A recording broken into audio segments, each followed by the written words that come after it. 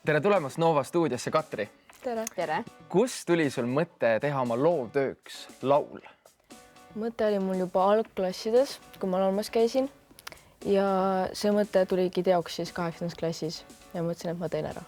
Ja see oli täitsa sinu esimene selline oma loominguline palaja? Ei. Sa oled veel teinud? Ja ma olen varemgi teinud oma loomingut. Ja palju? Äkki 3 lugu. No sina oled ju Tähtede laval ka esinenud. Mis sulle laulmise puhul kõige rohkem meeldib? Mulle meeldib see tunne, kuidas ma saan nagu jagada oma emotsioone nagu publikuga. Ja ma arvan, et see ongi see. Ja oma seal logudele sa kirjutad täitsa ise sõnad ka taha. Ja ma saan aru, et sa tegid ka sellele samale loole, mille sa täna meile siin ka esitusele tood.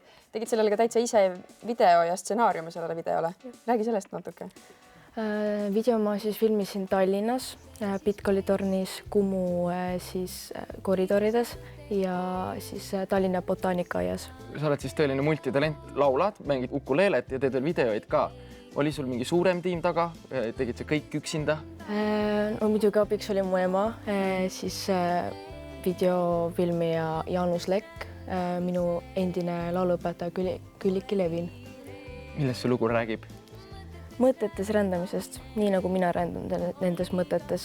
Võta nüüd see loovtöö kirjutamine ja see protsess pulkadeks lahti. Millest sa alustasid ja millega sa siis lõpuks lõpetasid? No alustasin sellega, et 7. klassi lõpus ma võtsin ühendust oma muusikaõpetajaga, keda ma tahtsin kindlasti oma loovtöö ühendajaks. Siis no suvel tuligi see viisijupp, millega ma ei osanud siis midagi teha. Sügiseks tuli valmis see luuletus, millele ma paningi viisi juurde ja siis saigi valmis see põhimõtteliselt lugu. Siis hakkasin kirjutama protokolli, kuidas ma need viisid leidsin, kust ma sõnad sain ja kõike sükest.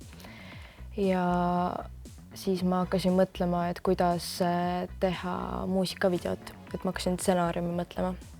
See vahepeal muidugi ma käisin Väikelaul suurele lavale konkursil, kus oligi oma kirjutatud lugude konkurss põhimõtteliselt. Ja siis seal sai siis minu laulule ka orkestrisaade. Orkestrisaade? Jah. Ja mitu lehekülge või kui suur see loovtöö sul lõpuks siis kokku valmis sai? Äkki oli üle 20 lehekülje kindlasti protokoll oli.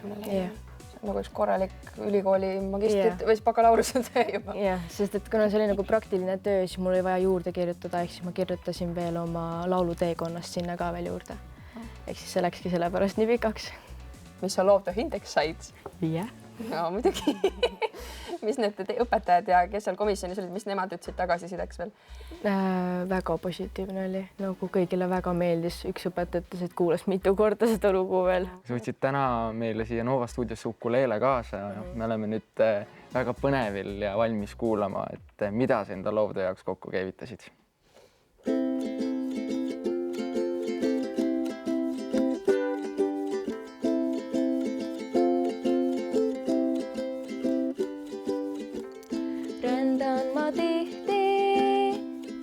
Oma mõtetes, nii et ma ise ei pane seda tähelegi.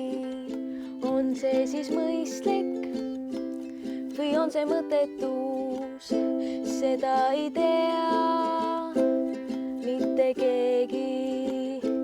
Mõtetes rändamine on nii lihtne, mõtetes rändamisel pole piire. Mõtetes rändamine on liigagi ilus ja ehtne. Mõtetes rännates võid teha ümber maailma tiire.